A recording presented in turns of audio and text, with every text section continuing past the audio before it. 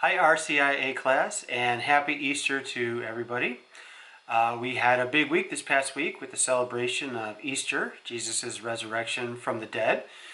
Traditionally, as you know, the night before Easter is the Easter Vigil, and it's the night where the R.C.I.A. class receives their sacraments. But this year, being a little different because of the health crisis, we weren't able to do that. But nonetheless, I just want to let everybody know that I was thinking about you and praying for you on that night before Easter, because it is such a special night.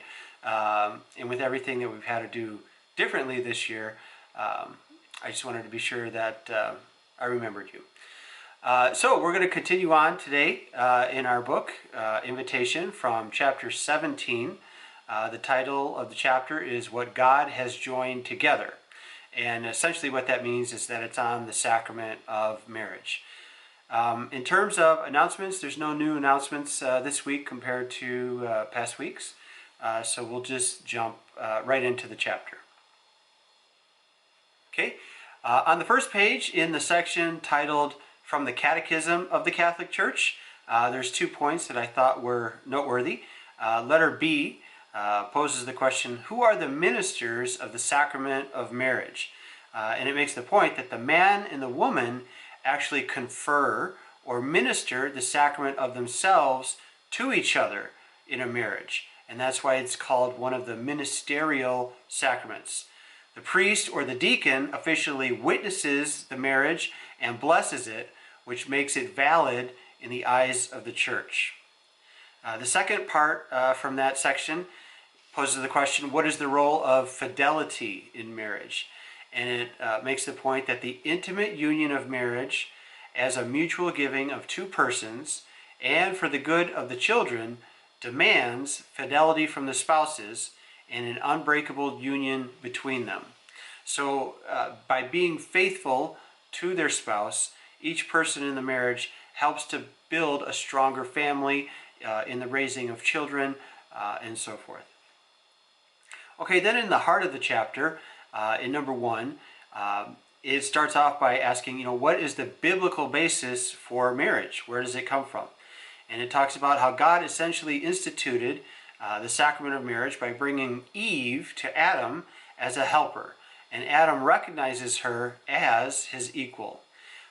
In the book of Genesis, then, it also says that the two become one flesh. So there's a lot of Catholic theology in that and symbolism as it relates to these other teachings on marriage and sex, which we'll get into in just a second.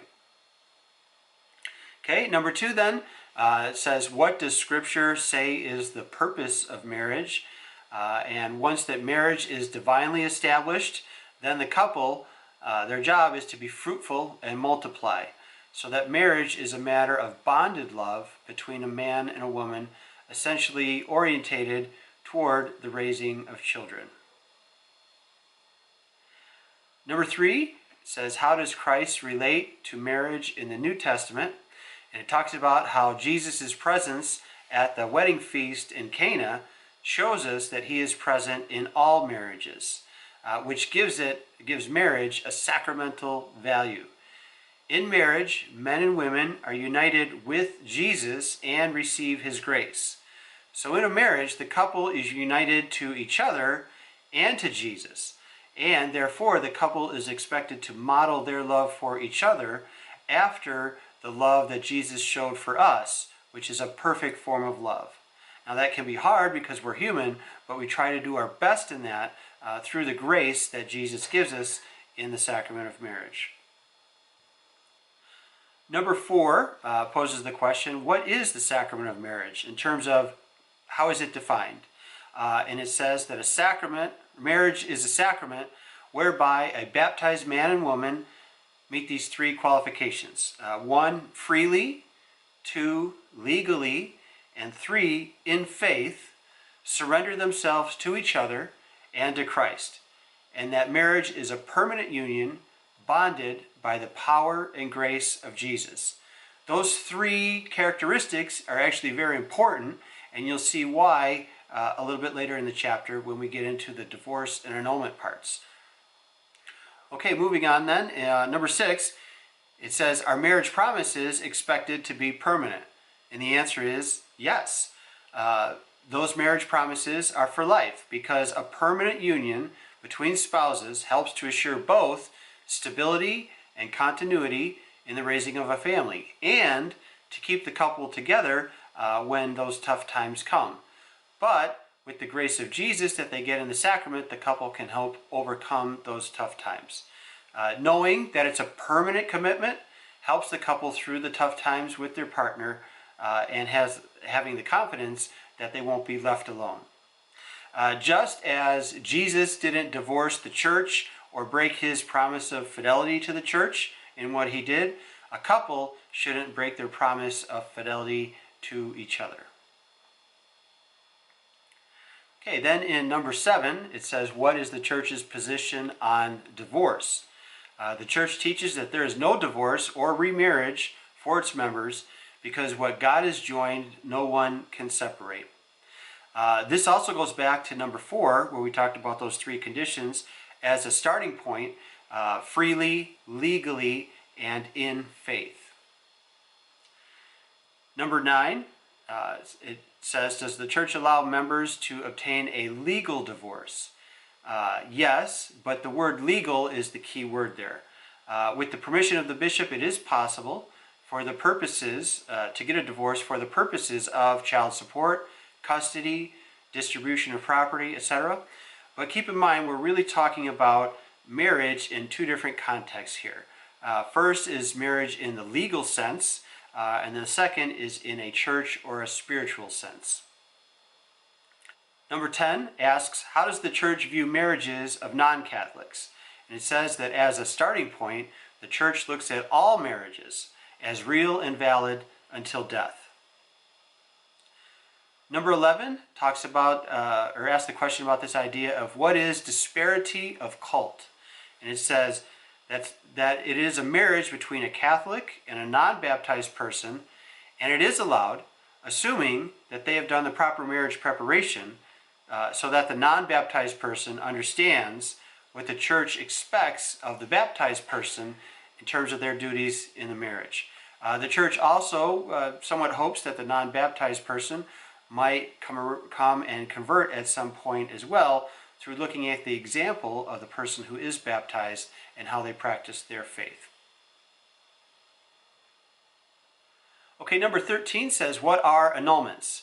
And it goes on to say that annulments declare that no valid marriage existed. So again, going back to number 4, in the part about freely, legally, and in faith as to how a person entered the marriage, that helps determine annulments. People who are granted annulments are free to marry again, since the original one was invalid in the eyes of the church. Number 14 goes along with that then, in saying what are the conditions for annulments.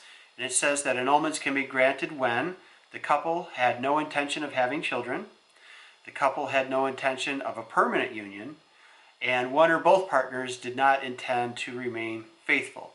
So again, everything goes back to hinging on number 4, those characteristics in number 4.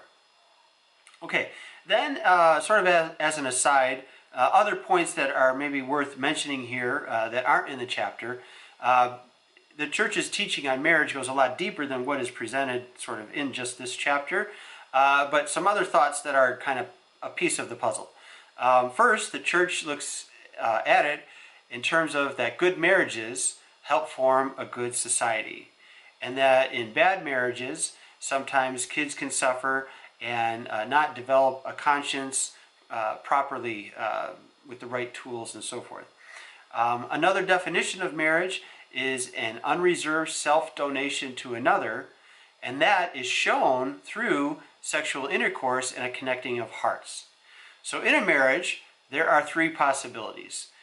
First, the couple enters with good personal relationship tools, and the marriage grows deeper and deeper.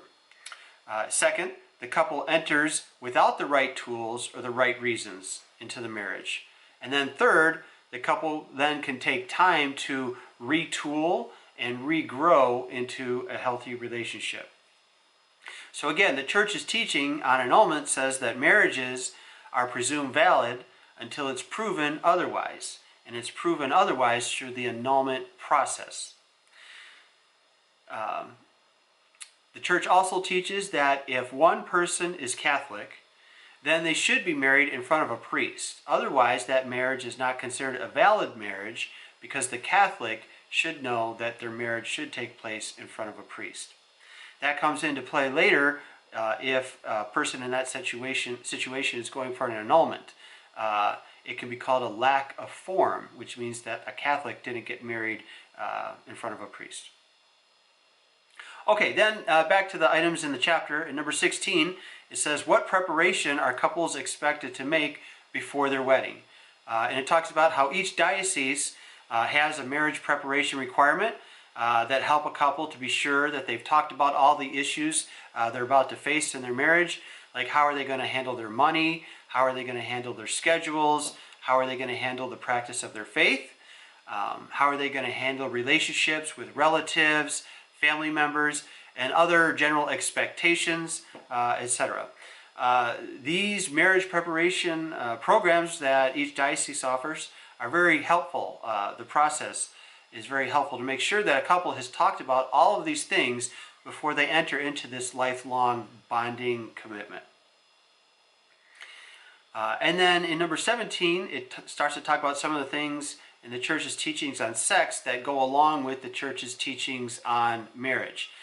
So it says, what are the church's teachings about premarital sex or extramarital sex? In short, what the church teaches on marriage and sexuality is based on what God taught. So everything starts at that point. First, God intended sex to be a sign of a permanent and loving commitment between a man and a woman, and marriage is the sacrament in which that commitment is meant to take place. So therefore, sex outside of marriage is wrong.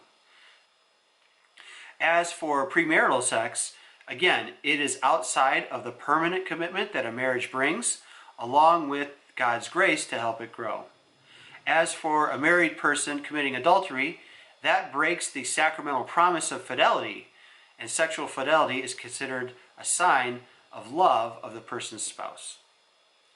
Number 21 poses the question, what is the church's position on abortion? And it says that the church teaches that human life begins at conception. So any attempt to destroy human life is the killing of an innocent person, and thus a sin, violating the commandment, thou shalt not kill. The unborn person also has a right to life. And part of this teaching on abortion is also that accepting abortion at the start of life would open the door to euthanasia at the end of a person's life in terms of the elderly. The root of all of these teachings, though, and how the church looks at this, is the concept of humans playing God with these life and death decisions. Okay, and then lastly, in number 22, the question is, what is the church's teaching on artificial contraception and family planning? It says that the church approves of natural family planning in which no mechanical or artificial device is used in sex, and that spiritual strength should be acquired by prayer and participation in the Eucharist to help with this process. The church teaches that every act of sexual intercourse should be open to the possibility of creating human life. So therefore, birth control eliminates that possibility, and that's why it's wrong to use it. As just sort of a general reflection then, the church teachings on marriage and sex and abortion and all these things are there to sort of enhance the true meaning of love and a growing relationship between a man and a woman. Jesus is the third partner in the sacrament of marriage, and he draws the couple closer to him to develop a love that is truly forever. So with that as a basis, you can kind of see the context in which all the other church teachings follow. Okay, that covers our chapter for today. Again, I hope everybody had a happy Easter and a good week and is staying healthy and safe and doing okay in this time. Take care, have a good week, and we'll see you next week for the next video.